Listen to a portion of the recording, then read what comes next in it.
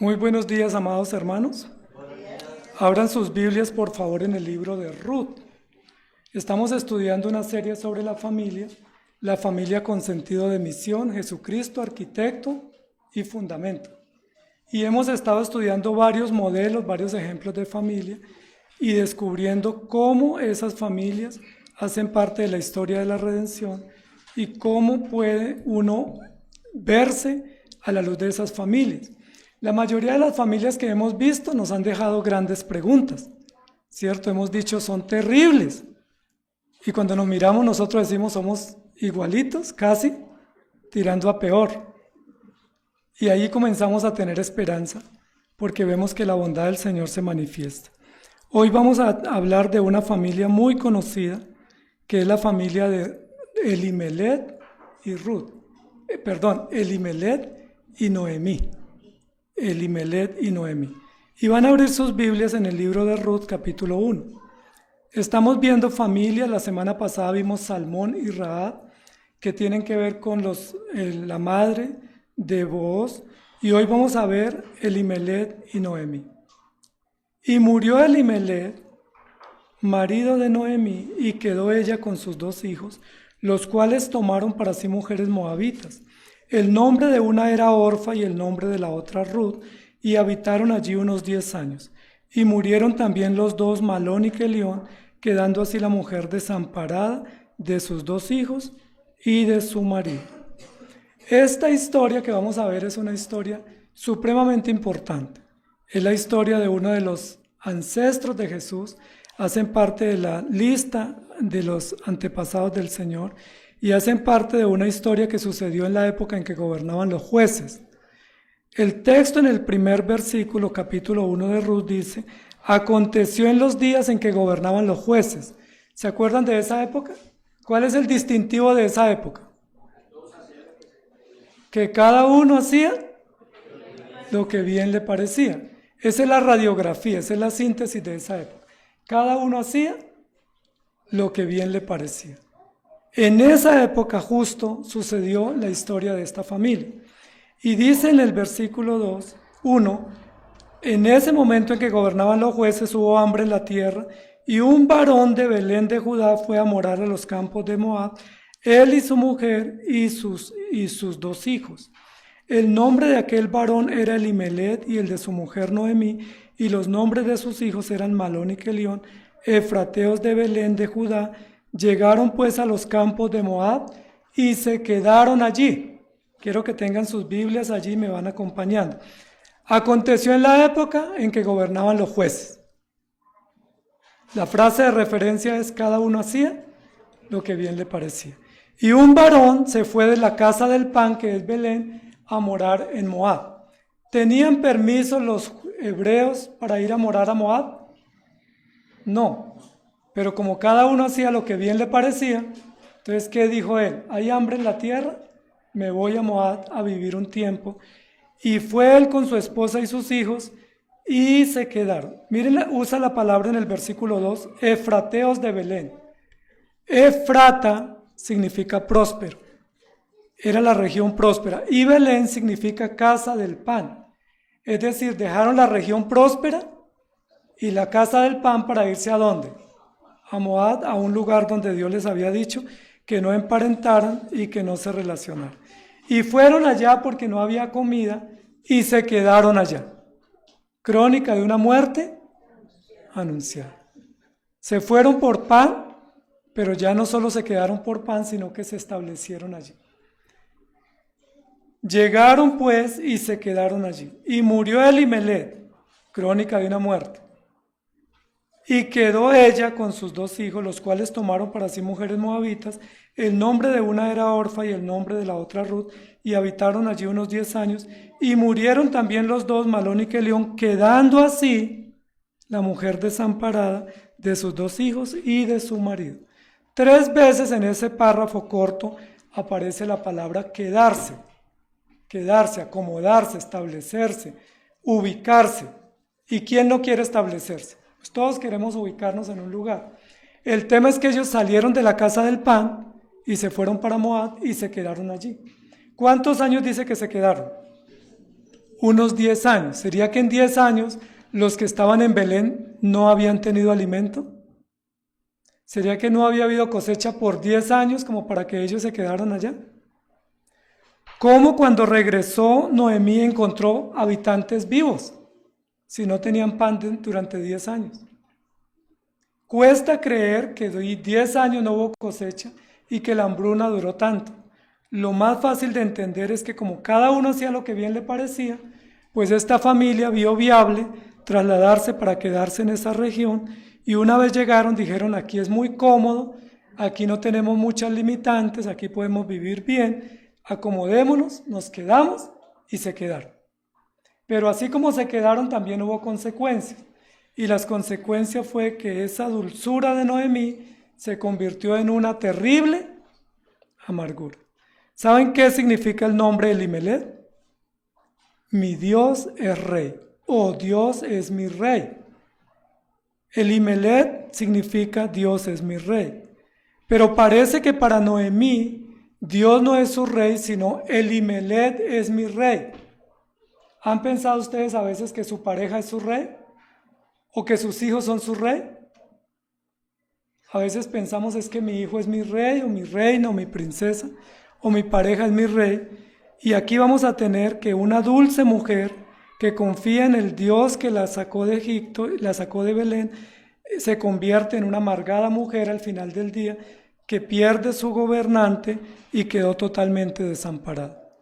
¿Por qué en esta historia, en los primeros 5 versículos, no aparece el nombre de Dios?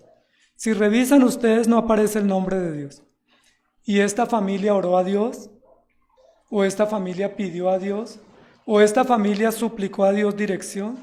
Simplemente hay hambre, una circunstancia, hay una posibilidad, hay una decisión y se establecen en ese lugar. No hay ninguna asomo en el primer párrafo de los 5 versículos que ellos dijeran, oremos a Dios, pidamos consejo, pidamos sabiduría, simplemente hay hambre y nos vamos. Alistamos maletas y nos vamos y como allá nos fue bien, nos quedamos. ¿Me hago entender? Esta historia es una historia interesante para ver cómo nosotros tomamos decisiones. El título de nuestra prédica en esta mañana es Mi amargo deleite, porque lo que era un deleite para Noemí se convirtió en amargura y Noemí va a cosechar las más terribles consecuencias por las decisiones que tomaron con Elimelech, por trasladarse y quedarse y establecerse en Moab y posiblemente por ella ser guiada o por confiar excesivamente en Elimelech como si él fuera su rey o su señor. Amados hermanos, en esta historia se va a mencionar muchas veces el nombre de Elimelech. Y si ustedes miran la historia, comienza en el versículo 2 con el nombre Elimelech, es decir, Dios es mi rey. Y miren cuál es la última palabra del texto del libro de Ruth en el capítulo 4. ¿Cuál es la última palabra? David. El primer nombre propio del libro es Elimelech y el último es David. Y el primero es Dios es mi rey y el último David es rey. O David nace para ser rey. Es decir, aunque sucede en la época de los jueces, esta historia habla de la realeza, pero no de la realeza de Elimelech ni de la realeza de David, sino de la realeza de Cristo para guiar, sostener a su pueblo y para darnos esperanza y dulzura en medio del sufrimiento. ¿Por qué una vida y una mujer dulce termina siendo tan amargada y tan frustrada y tan afligida al final de esa travesía? ¿Qué aconteció? Cuando comienza la historia habla de una mujer que era una mujer asociada a la dulzura, a una mujer tranquila, a una mujer bendecida, pero luego termina siendo una mujer amargada. Algunos de ustedes dirían, bueno, pero no es para menos. Se le murieron los hijos y se le murió el esposo. ¿Quién está feliz si en 10 años se le muere su familia? ¿Quién puede estar cómodo si todos aquellos que estaban con ella y la apoyaban mueren? Sin embargo, lo que la historia nos va a contar es que esta mujer, de alguna manera, quedó desamparada. ¿Y por qué quedó desamparada si Dios era el rey de ella? Porque para ella, su Dios era, o su rey era, Elimelech. ella quedó desamparada. Y quiero que revisemos una vez más el texto, porque el texto es muy importante. Dice, se fueron, llegaron y se quedaron. Pero no solo se quedaron en la ciudad y en la región donde no debían quedarse, sino que además de eso se quedó desamparada. Y se quedó abandonada, y se quedó marginada, y se quedó amargada y frustrada, habitando allí por muchísimos años. Amados hermanos, la pregunta que quiero que nos planteemos en esta mañana es, ¿quién o qué es la razón de su deleite?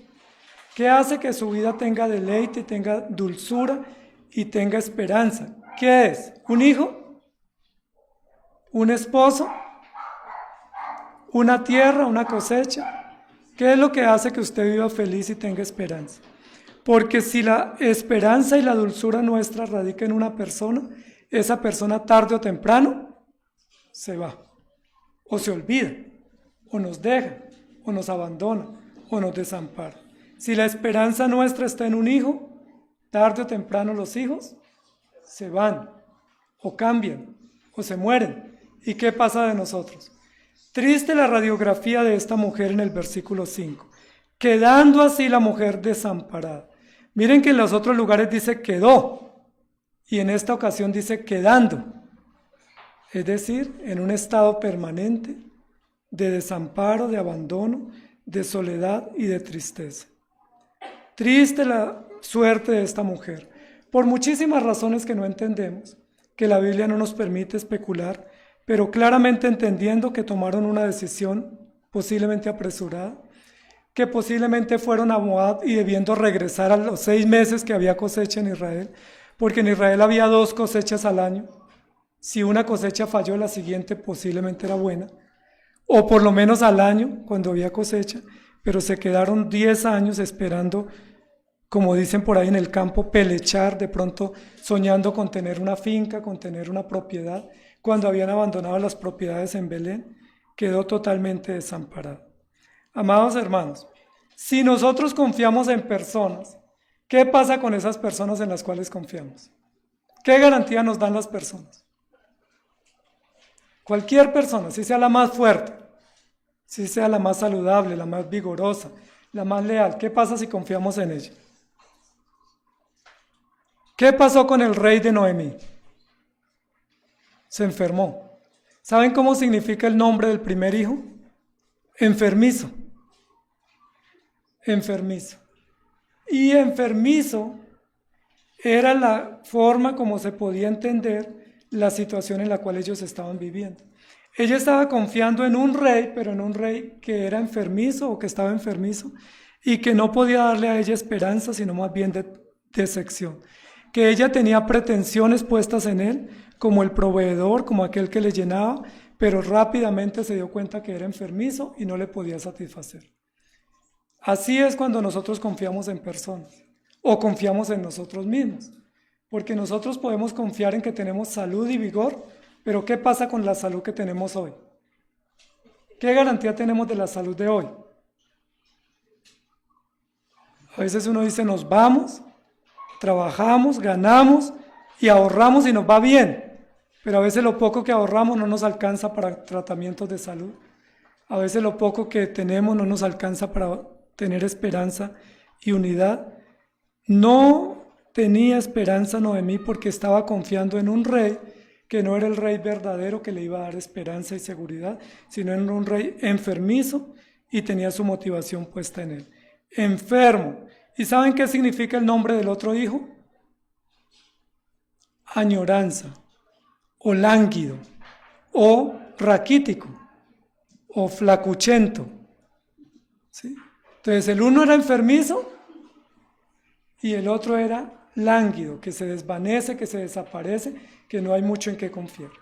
¿Cómo les parece la esperanza puesta en esos hijos? Tenemos 2 hijos, pero el uno es enfermizo y el otro es flacuchento, enfermizo, lánguido y se desaparece.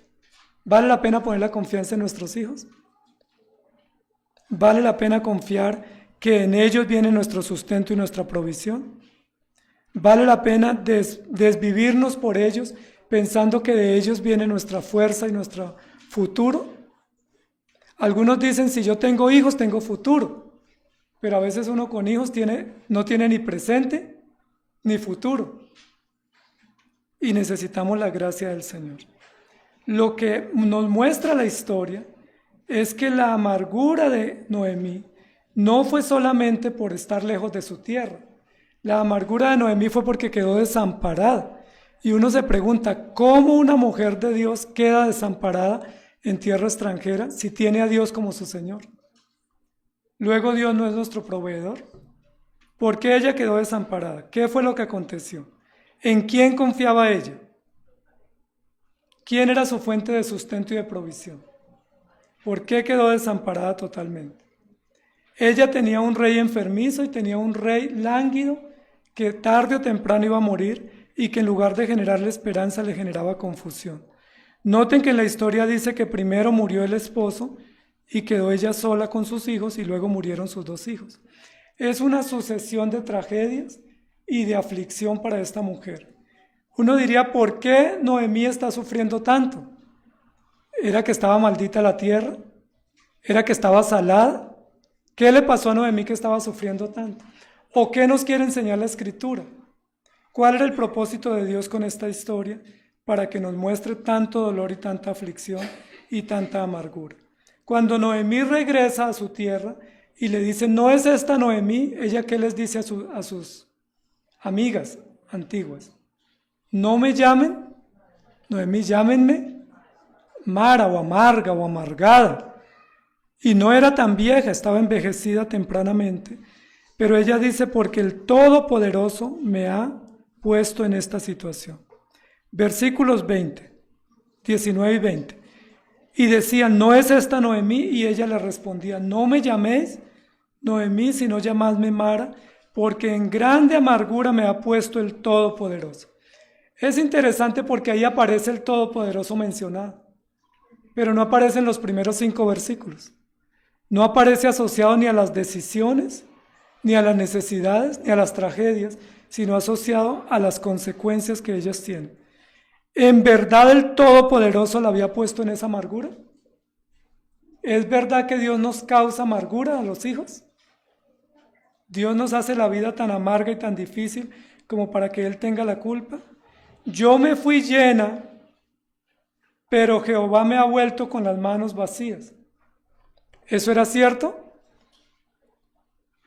Hay un proceso de dolor, de culpa, un proceso de trámite muy complejo emocional, de una decepción, de una confusión y de una depresión terrible y amargura. Y ella dice, yo me fui llena, pero luego no se fueron con hambre. Se fue porque no había comida, pero dice que se fue llena. Y Dios me ha vuelto con las manos vacías. Y luego no venía Noemí, Ruth con ella. En el capítulo 4 dice que Ruth era mejor que 7 hijos. Pero aquí dice que Dios la volvió vacía. ¿Por qué me llamaréis Noemí? Ya que Jehová ha dado testimonio contra mí y el Todopoderoso me ha afligido. Noten, amados hermanos, que cuando nosotros estamos bien, tomamos decisiones con facilidad. Viajamos, tomamos decisiones, compramos, negociamos y nos movemos a diferentes lugares. Pero si nos va mal, ¿a quién culpamos? A Dios. Miren que aquí no hay una explicación cómo ellos decidieron irse para Moab. No sabemos si fueron al templo y pidieron consejo, no sabemos si oraron a Dios, no sabemos si pidieron sabiduría, simplemente hay hambre, nos vamos. Y cuando pasan necesidades y aflicción en Moab, entonces Dios tiene la culpa. Dios tiene la culpa. Nos suele pasar a nosotros que con facilidad responsabilizamos a Dios de lo que es nuestra responsabilidad. Confiamos en las personas y cuando nos traicionan pensamos que Dios nos traicionó. Confiamos en nuestras propias decisiones y criterios y cuando nos va mal decimos Dios no me estorbó, Dios tiene la culpa. Así volvió Noemí y Ruth la moabita con su nuera, volvió de los campos de Moab y llegaron a Belén al comienzo de la siega de la cebada. Cuesta creer que durante 10 años no hubo cosecha en la tierra, pero fue durante 10 años que ellos se quedaron establecidos. Amados hermanos, ¿es Dios tan fuerte con sus hijos que los amarga y los aflige tan terriblemente? ¿Ustedes qué opinan?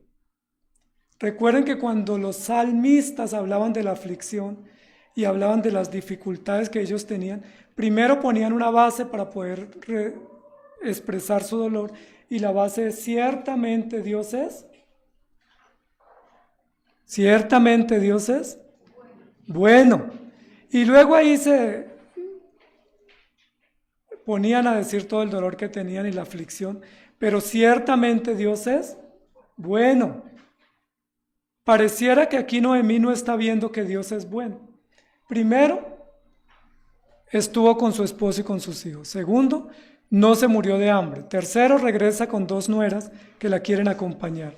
Va a volver a su tierra, pero ella no percibe que Dios es bueno. Solo percibe que Dios la ha afligido, la ha tratado mal y la ha vuelto con las manos vacías. Está dando un testimonio nefasto de Dios, pero no asume responsabilidad de sus decisiones. No dice nos apresuramos, no pedimos consejo, no, yo confiaba en Elimelech y me dejé guiar por sus decisiones. No asume ninguna responsabilidad, simplemente estoy en amargura y Dios tiene la culpa. Es muy común que nosotros culpemos a Dios o culpemos a la iglesia de lo que nos acontece. Incluso culpamos a veces hasta el mismo gobierno, cuando el gobierno no tiene la culpa de nuestras decisiones y de nuestras inversiones o de nuestros errores. Pero ellos se están adaptando a una vida y se están quedando solos. Luego dice la Biblia que ella regresa, pero regresa en una condición nefasta, dolorosa para ella. Quiero que miremos el capítulo 4, amados hermanos, porque el libro de Ruth, de principio a fin, habla de Noemí. Habla del dolor de Noemí, de las situaciones que ella enfrentó tan difíciles y cómo tuvo que mantenerse en medio del dolor. Sin embargo, Noemí, que es una mujer atribulada y una mujer confundida, llega al capítulo 4. Miremos lo que dice el capítulo 4. Versículo 10 en adelante. Y que también tomo por mí mujer a Ruth la Moabita, mujer de Malón, para restaurar el nombre del difunto sobre su heredad, para que el nombre del muerto no se borre de entre sus hermanos y de la puerta de su lugar. Vosotros sois testigos hoy. Y dijeron todos los del pueblo que estaban en la puerta con los ancianos: testigos somos que Jehová haga a la mujer que entra en tu casa, como a Raquel y a Lea, las cuales edificaron la casa de Israel, y tú seas ilustre en Efrata, y seas renombre en Belén. Ese nombre, Efrata, ¿dónde apareció? En el capítulo 1. Ellos se fueron dejando a Belén, Efrata, es decir, la ciudad próspera, pero ahora hay una bendición sobre Belén próspera. Y sea tu casa como la casa de Fares, el que Tamar dio a luz a Judá, por la descendencia que de esa joven te dé Jehová. Booz pues tomó a Ruth y ella fue su mujer, y se llegó a ella, y Jehová le dio que concibiese y diese a luz un hijo. Y las mujeres decían a Noemí, ahí hay como un giro inesperado en la historia. Uno piensa que ahí se equivocó el narrador, porque le nace un hijo a Ruth y las mujeres hablan con Noemí. ¿Cuáles mujeres están hablando con Noemí? Posiblemente las mismas que salieron a recibirla al final del capítulo 1. Y las que salieron a recibirle, que decían: Noemí, ¿cómo estás de acabada? ¿Cómo estás de triste? Te ves sola y te ves abrumada por la situación. Ahora estas mujeres decían: loado sea Jehová, que hizo que no te faltase hoy pariente, cuyo nombre será celebrado en Israel, el cual será restaurador de tu alma y sustentará tu vejez, pues tu nuera que te ama lo ha dado a luz, y ella es de más valor para ti que 7 hijos. Hay 3 cosas que recibe Noemí a través de Ruth en este final del capítulo 4. 3 cosas. Una provisión, recibe también sustento y recibe restauración. 3 cosas indispensables para esta mujer que ha sufrido: provisión, sustento y restauración. ¿De quién esperó Noemí recibir provisión? De Elimelech. ¿De quién esperó recibir sustento y restauración? De sus hijos y de su marido. ¿Recibió eso que ella anhelaba? ¿Por qué no lo recibió? Porque estaba confiando más en lo que le podían dar Elimelech y sus hijos que en lo que le podía dar el Señor. Por eso cuando sus nueras le dicen, vamos contigo, ellas dijeron, no me sigan. ¿Para qué me siguen? Soy amargada, estoy sola, soy viuda. Incluso levanta un delirio muy alucinante para una vieja, viuda y pobre y triste. Y dice, si consiguiera un marido hoy, maridos no caen del cielo tan rápido y tan fácil, especialmente para una viuda mayor. Y si estuviera con ese hombre y hoy quedara en embarazo, cosa difícil también, hay un lenguaje hipotético, como de una añoranza, como de un sufrimiento, como diciendo, si eso tuviera la oportunidad, ¿ustedes esperarían a esos hijos si yo tuviera un hijo hoy hasta que crecieran para casarse? Y la respuesta es, no. Ni Noemí va a conseguir marido, nadie se le apunta, ni ella va a quedar en embarazo de una noche para otra, de un momento a otro siendo vieja. Pero tampoco las nueras van a esperar un hijo de ella si así fuera. Es decir, Noemí, ¿en quién sigue confiando? Yo esperaba que mi provisión, mi restauración y mi sustento me los diera mi esposo y mis hijos. Pero ellos murieron. Ahora, ¿quién es la que puede proveer? Yo. Y yo puedo sostenerlas a ustedes, pero mejor no lo hagan. Váyanse porque yo no tengo mucho para dar. Noemí sigue confiando en sus propias fuerzas cuando el llamado es a confiar en el Señor. Por eso está sufriendo tanta angustia, por eso está sufriendo tanta soledad, porque al morir su esposo y sus hijos, ella está muriendo y ella está totalmente desamparada y desahuciada. Sin embargo, al final del capítulo 4, Dios le va a dar las 3 cosas que ella más necesitaba. ¿Cuántos años tuvo que pasar en espera para que ella comprendiera que todo eso se lo estaba dando Dios siempre, pero no a través de Elimelech, sino directamente a través de confiar y esperar en el Señor? Unos 12 años pasaron. Y en esos 12 años, Noemí pudo comprender que Dios era su fiel provisión y que Dios siempre le había provisto. Ella dice, yo me fui llena y volví con las manos vacías. En realidad, Noemí estuvo algún tiempo con manos vacías. Primero estuvo en su tierra, después estaba con su esposo y sus hijos, luego estuvo con sus nueras, luego estuvo con su nieto. Es decir, ella nunca estuvo desamparada, pero a ella le parecía que estaba desamparada. A nosotros nos suele pasar. A veces decimos, es que este año que terminó fue terrible, fue difícil, ¿sí? Uno de mis hijos me decía esta semana, es que estoy muy aburrido, pero me decía cuando estábamos en la comida. Y yo le decía, qué interesante que estamos comiendo, tenemos la mesa llena de alimento, pero estamos aburridos. Solemos aburrirnos cuando tenemos la casa llena. Vamos a mirar el closet y decimos, es que no tengo ni un chiro que ponerme, pero tenemos como la pobre viejecita el closet lleno. Decimos, es que este año es terrible, difícil, pero no nos ha faltado nada. Noemí estaba diciendo, yo estoy desamparada y tengo las manos vacías, pero nunca tuvo las manos vacías. Si las hubiera tenido, no estuviera contando la historia, hubiera quedado sepultada en Moab. Ella siempre fue provista, siempre tuvo personas a su alrededor, siempre fue sustentada y siempre tuvo personas que la restauraron. ¿Por qué llegamos a esos delirios de pensar que Dios nos abandonó y que estamos a la deriva y que todas las fuentes de sustento han muerto y estamos totalmente desamparados? Mala perspectiva, ¿cierto? Desconfianza. Pensar que nuestra provisión viene a través de personas. Pensar que si suben el salario, entonces nos quebramos. Pensar que si se cambian las leyes financieras, entonces sufrimos económicamente. ¿Quién es nuestro proveedor? ¿Quién es el que siempre nos ha provisto hasta aquí? ¿El gobierno? Los gobiernos sacan leyes, unas buenas, otras malas. A veces les sirven a unos, a otras les sirven a otros. Pero ¿quién es nuestro proveedor? ¿Quién es nuestro sustento? ¿Quién es nuestra restauración? Miren, amados hermanos, el costo que Dios tuvo que ponerle a Noemí para que ella entendiera que el único sustentador era el Señor Dios de Israel. No era Elimelech, no era Malón, ni era Kelión, y mucho menos esos hijos enfermizos. De hecho, uno de ellos era Malón. No podían serle útiles a ella.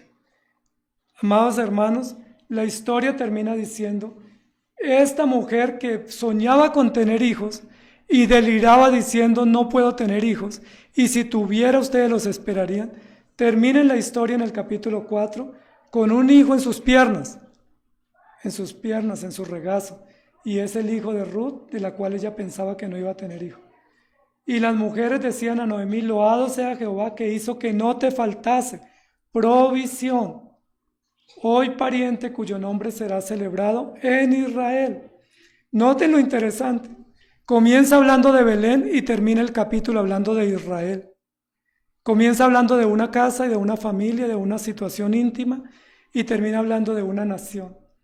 Cuán miope era la vista de Noemí y de Elimelech, que ellos estaban pensando en sí mismos y Dios estaba pensando en una nación.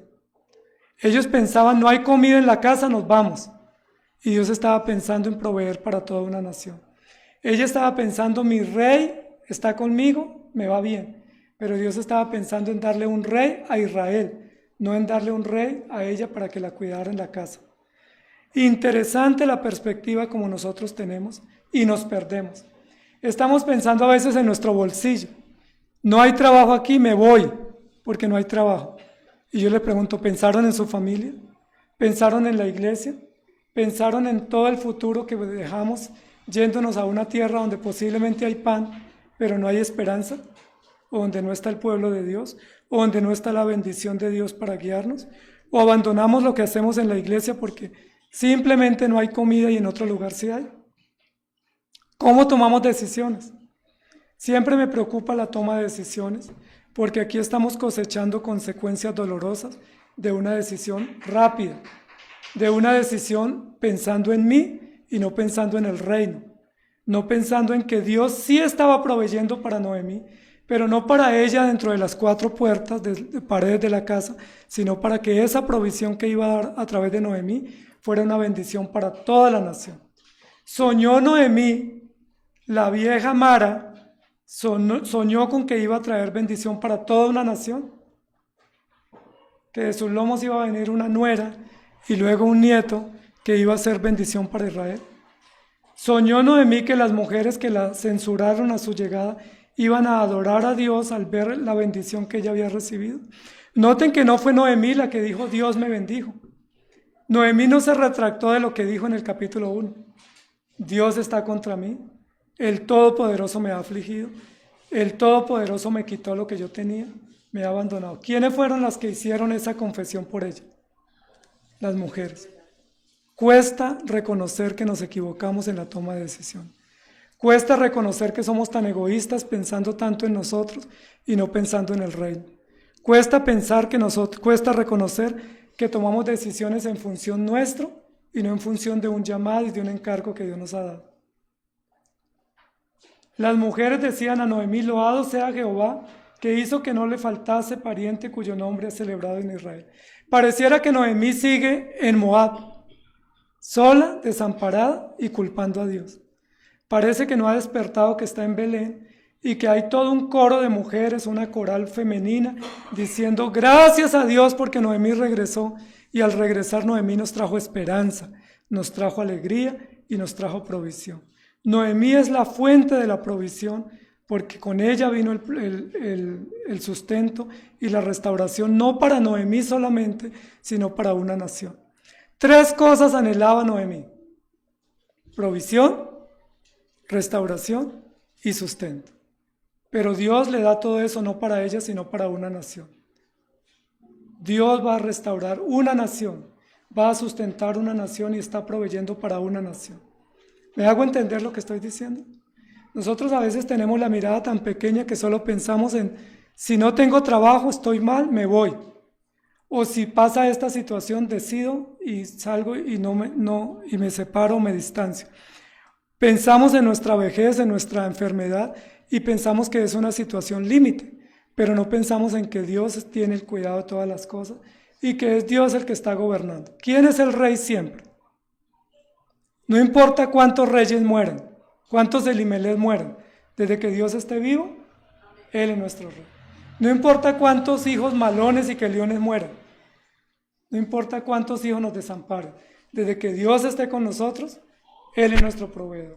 No importa si estamos viejos, viudos, enfermos, tristes, desahuciados. Si Dios es nuestro proveedor, hay esperanza y hay razón para seguir viviendo. El amargo deleite de Noemí se convierte en un deleite durable, porque en el versículo 15 dice, cuyo nombre será celebrado en Israel.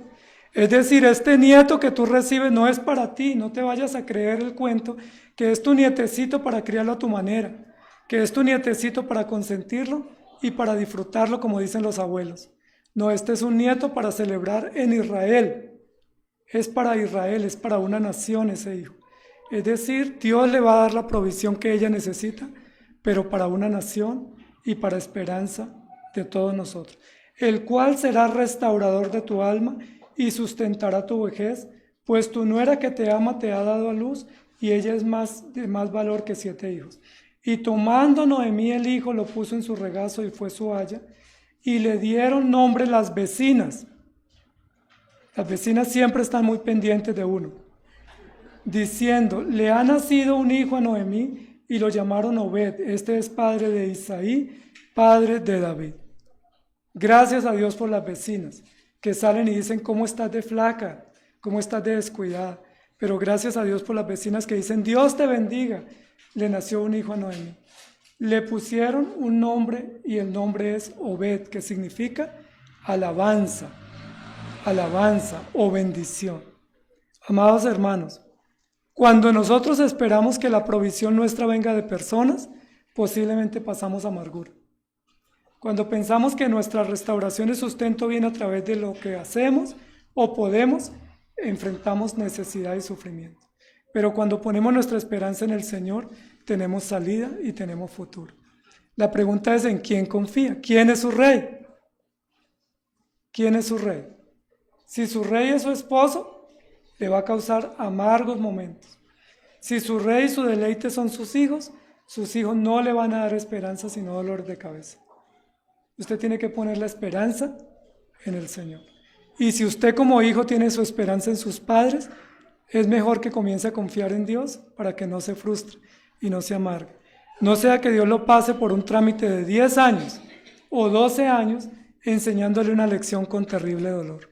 Y para el final del día decirle a Dios, siempre estuve contigo, nunca te desamparé, siempre fui yo tu sustento, no importa si quedaste desamparada, yo fui tu sustento. Él es restaurador. Mire lo que dice el texto por acá, un texto que quiero que leamos, Romanos 8, 28 al 39. Y sabemos que a los que aman a Dios, todas las cosas les ayudan a bien. Esto es, a los que conforme a su propósito son llamados.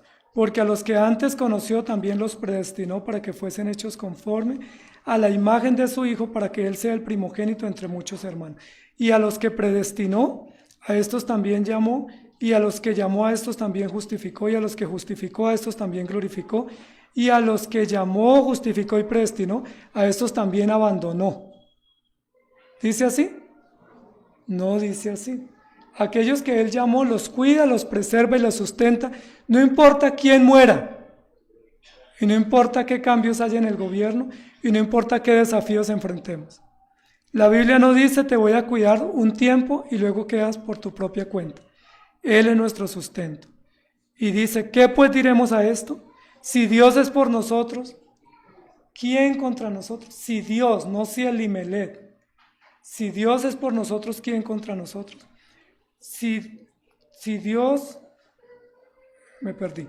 El que no escatimó ni a su propio Hijo, sino que lo entregó por todos nosotros, ¿cómo no nos dará también con Él todas las cosas? No algunas cosas. ¿Quién acusará a los escogidos de Dios? Dios es el que justifica. ¿Quién es el que condenará? Cristo es el que murió, más aún el que también resucitó. El que además está a la diestra de Dios, el que también intercede por nosotros. ¿Quién nos separará del amor de Cristo? ¿Tribulación, o angustia, o persecución, o hambre, o desnudez, o peligro, o espada? Como está escrito, por causa de ti somos muertos todo el tiempo, somos contados como ovejas de matadero. Antes en todas estas cosas somos más que vencedores por medio de aquel que nos amó. Por lo cual estoy seguro de que ni la muerte, ni la vida, ni ángeles, ni principados, ni potestades, ni lo presente, ni lo porvenir, ni lo alto, ni lo profundo, ni ninguna otra cosa creada nos podrá separar del amor de Dios que es en Cristo Jesús, Señor nuestro. ¿Qué nos puede separar del amor del Señor? Si estamos en el Señor, si Él es nuestra esperanza, si nuestra confianza y nuestro propósito está en Él. Y las mujeres decían a Noemí: loado sea Jehová, que hizo que no faltase provisión, sustento y restauración. Miren, amados hermanos, que las mujeres tenían mejor perspectiva. Parecen mujeres reformadas. Seguro las vecinas eran cristianas, porque cuando la ven le dicen: ¿qué pasó? Algo ha sucedido. No te vemos tal como tú saliste de aquí. Y ahora al final dicen: gracias a Dios, todo esto que está viviendo Noemí ha sido para bien. Ellas tenían una perspectiva mucho más centrada, podían con más ecuanimidad hacer evaluaciones, y fueron las vecinas las que le pusieron nombre al hijo. Ni siquiera fue Noemí la que dijo: alabo a Dios por esto que está sucediendo y por esta provisión que me da. Fueron las vecinas. Noemí parece que todavía está sufriendo, todavía no ha sido totalmente restaurada, pero ellas dicen: Él será restaurador de tu alma y sustentador de tu vejez. Un hijo. ¿Quién es el sustentador de la vejez de Noemí? ¿El nieto? ¿Obed? Si no la sustentó el esposo, ni los hijos, ahora menos el nieto. ¿Quién la va a sustentar? ¿Quién es el sustentador de la vejez? ¿Dónde dice? Muéstrenme. No dice, ¿cierto? Pero sí es el pariente cuyo nombre será celebrado en Israel. ¿Cuál es ese pariente cuyo nombre será celebrado en toda la nación? ¿Cuál es ese pariente? El pariente redentor se llama Jesucristo. No es ni Elimelech, ni es Booz, ni es Obed, ni es David. El pariente redentor es Cristo. ¿Cuánto tiempo tuvo que pasar para que Noemí entendiera que el único restaurador de ella era Jesucristo? Nosotros decimos muy quedada, ¿cierto? Se quedó allá y estaba muy quedada. Pero ¿no nos pasa a nosotros también? Que nos pasan años y décadas y luego decimos: apenas comencé a entender que el Señor es mi sustentador. Apenas comencé a entender que el Señor es mi proveedor. Apenas comencé a entender que Él es mi provisión. Si no hubiera sucedido esta historia, amados hermanos, no hubiera sucedido esta otra en Lucas 2, capítulo 1 al 5. Aconteció en aquellos días que se promulgó un edicto de parte de Augusto César que todo el mundo fuese empadronado. Este primer censo se hizo siendo Cirineo gobernador de Siria, e iban todos para ser empadronados, cada uno a su ciudad. Y José subió de Galilea, de la ciudad de Nazaret, a Judea, a la ciudad de David, que se llama Belén, por cuanto era de la casa y la familia de David, para ser empadronado con María su mujer, desposada con él, la cual estaba encinta. Esta historia que acabamos de celebrar, de Navidad, de Belén, de José y María en Belén, se dio gracias a Dios que se había dado una historia antes, en esa misma ciudad. ¿Quiénes construyeron la historia en el primer momento? Noemí, Ruth, Obed y David. Y como esa historia se dio, ellas regresaron a Belén. Ahora hay una familia que regresa a Belén: José y María. ¡Feliz Navidad! Gracias a Dios, porque cuando hacemos lo correcto, Dios nos bendice. ¿Qué fue lo correcto que hizo Noemí? Regresar. Cuando ella escuchó que había alimento, tardó mucho para escuchar eso. Ella regresó, y regresó al momento de la siega, y Dios la prosperó. Y Dios tenía grandes bendiciones para ella. Debía no haberse ido, pero se fue y sufrió. Amados hermanos, ¿cuántas amarguras nos podemos evitar nosotros? Damos tantas vueltas en el desierto de la vida, en el camino de la vida, pensando lo mejor. ¿Se acuerdan, Santiago? Vamos, compraremos, traficaremos, ganaremos y volveremos. Y a veces vamos y nos quedamos. Y a veces vamos y volvemos, pero volvemos con tragedias. Volvemos con hijos sepultados en el exterior, con historias fallidas, con hogares destruidos, con tiempo perdido, con amargura para decir: Señor, ahora sí vuelvo a la casa, que era lo que me quería enseñar. Gracias a Dios que Dios siempre está listo para proveernos, sea en el extranjero o en la nación, siempre está listo para restaurarnos y siempre está listo para sustentar. Ahora, ¿qué restauración necesitaba Noemí y sustento? ¿Que le restauraran su nombre, su dignidad, su tierra, o que restauraran su alma? Noten lo que dice ahí, el cual será restaurador de tu alma, de tu alma. Ellos se fueron buscando bienestar económico y ahora regresa buscando bienestar para su alma. Ella estaba bien en su alma, pero mal económicamente.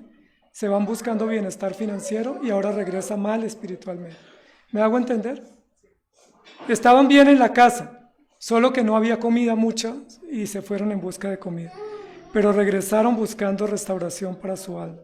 Amados hermanos, que Dios nos ayude, porque muchas de nuestras decisiones es buscando dinero.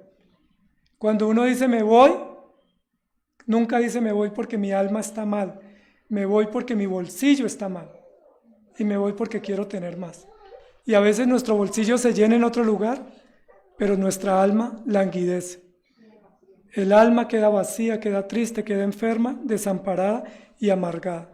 Cuando Noemí dice estoy amargada, la amargura es un asunto del alma. La aflicción es un asunto del alma, no del bolsillo ni de las apariencias. ¿Cómo está su vida, amados hermanos? ¿Cómo están sus decisiones? Estamos comenzando el año. ¿Para dónde se quieren ir? ¿A dónde hay abundancia? ¿A dónde pagan en dólares? ¿Dónde gana uno más? Digan para ir. No importa si abandonamos la iglesia. No importa si abandonamos a quienes acompañamos. No importa si quienes nos necesitan, pues ellos reciben remesas. Y ellos una remesa les hace bien.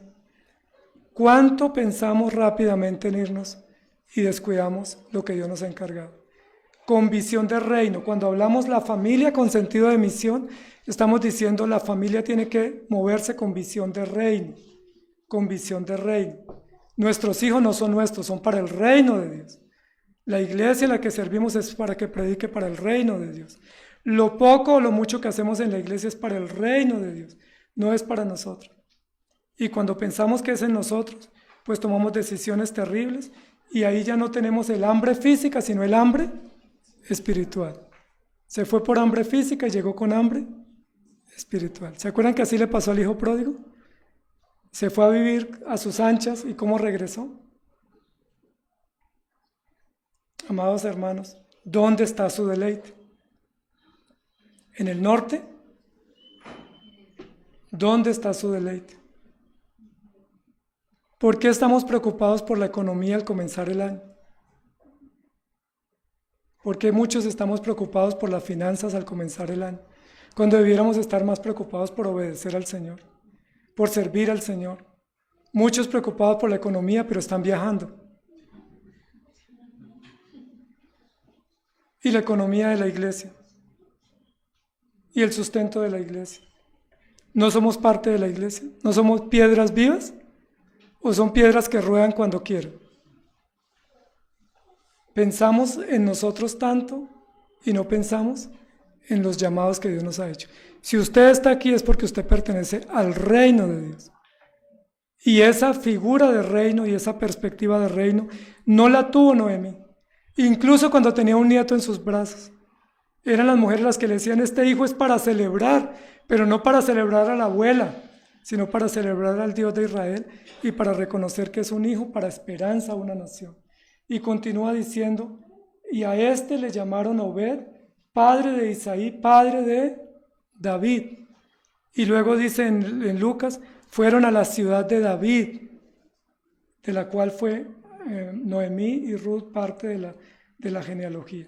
Y luego termina el libro diciendo, Obed engendró a Isaí, e Isaí engendró a David. El único libro en la Biblia que termina con un nombre propio es Ruth. Es el único. Y ese nombre propio es continuará.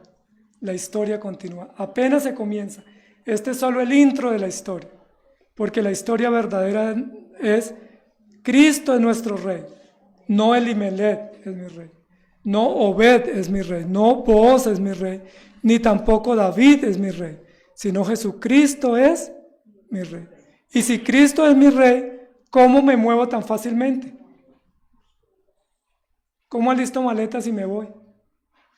¿Cómo paso una carta renunciando si Cristo es mi rey? ¿Cómo me despido tan fácilmente si Cristo es mi Señor y estoy anclado a Él? ¿Por qué? Porque me siento mal, porque estoy triste, porque no quiero más, o porque el Señor me está dirigiendo. ¿Para qué sumamos sufrimientos tomando decisiones a la ligera cuando Cristo es nuestro rey? Pero si su rey es Elimelech, o su rey es el anciano, o su rey es el pastor, o su marido, o su hijo, pues haga lo que quiera. Porque es muy fácil tomar decisiones cuando uno es rey y gobierna su vida. Aconteció en la época de los jueces, ¿qué dice el versículo primero? Aconteció en los días que gobernaban los jueces. Es decir, cada uno gobierna a su manera y toma decisiones a su manera. Y cuando Dios quiere ordenar nuestra vida, lo culpamos a Él. Nuestro amargo deleite es el error de tomar decisiones a nuestra manera. De decir, Señor, tú eres mi rey, pero yo tomo mis decisiones. Tú eres mi rey, pero yo hago mis inversiones. Tú eres mi rey, pero yo me muevo a mi antojo, a mi criterio, porque es lo que yo considero que es mejor. Que el Señor tenga misericordia de nosotros y nos ayude. Y si se van a mover, por lo menos pidan consejo y pidan oración. Si se van a mover, díganos para qué Moab se van. Porque no es suficiente simplemente con mi esposa tomamos la decisión y con mis hijos decidimos esto o aquello. Porque estamos rompiendo la unidad de cuerpo y la unidad de familia y el principio de reino. ¿Cuál es su amargo deleite? El amargo deleite de Noemí fue su propio marido. Puso su esperanza y ese sí que quedó rápido muerto. Luego puso su esperanza en sus hijos y quedó desamparada. ¿Cuál es su amargo deleite? Pongan mejor su dulzura y su deleite en Cristo y tendrán esperanza. Señor, gracias te damos por tu palabra, por ayudarnos a entender lo importante que es comprender el Evangelio, comprender quién es Cristo en nuestra vida, comprender cuál es la razón de nuestra existencia, cómo tomamos decisiones, cómo experimentamos los cambios, cómo nos movemos, cómo decidimos. Gracias por enseñarnos, Señor. Y gracias por recordarnos en esta historia tan dolorosa, cómo muchas veces nosotros sufrimos por malas decisiones y por malas acciones y te culpamos a ti y luego culpamos a la iglesia. Culpamos a la iglesia de alejarnos cuando nos alejamos nosotros. Culpamos tu nombre y tu obra cuando somos nosotros los que obramos, gobernando nuestra vida a nuestro antojo. Y cuando vienen las disciplinas, cuando vienen los llamados, cuando vienen las consecuencias, pensamos que eres tú el que nos estás afligiendo y dañando la vida. Eres tú más bien nuestra gran provisión, eres tú nuestro sustento y eres tú nuestra restauración. No nos ha faltado en esta casa nunca tu provisión. En esta casa y en esta mesa nunca ha faltado tu sustento. Y en esta mesa y en esta casa nunca en 25 años ha faltado una palabra de restauración. Siempre hemos tenido alimento, siempre hemos tenido palabras, siempre tú nos has alimentado y sustentado. Siempre tú nos has retenido con amor para que te sirvamos y seamos útiles a tu reino. ¿Por qué huir? ¿Por qué salir? ¿Por qué decidir? ¿Por qué tomar distancia de la casa del pan? ¿Por qué tomar distancia del lugar donde servimos y del lugar donde somos instruidos? ¿Por qué ser indiferentes a toda la bondad que tú has tenido y a todos los encargos y a los privilegios que nos has dado? Ten misericordia de nosotros, Señor, porque no eres tú el que nos dejas con las manos vacías. Somos nosotros los que soltamos lo que tú nos das, despreciamos lo que nos das y luego cuando cosechamos dolor y consecuencias, pensamos que esas consecuencias tú no las traes. Rogamos que nos ayudes, Señor, porque muchos, debiendo vivir dulce y plácidamente en tu casa, preparan camino para vivir en amargura, en soledad, en decepción. Muchos pensando en llenar sus bolsillos, en tomar distancia de la iglesia, en buscar bienestar, no están pensando en su alma, no están pensando en el reino, sino están pensando en sus propias necesidades, en sus propias ambiciones. Guárdanos, Señor, guárdanos para que el enfoque sea el reino, para que el principio sea tu gloria y para que el compromiso sea la iglesia. Te lo pedimos con acción de gracias en Cristo Jesús. Amén. Que el Señor les bendiga, amados hermanos.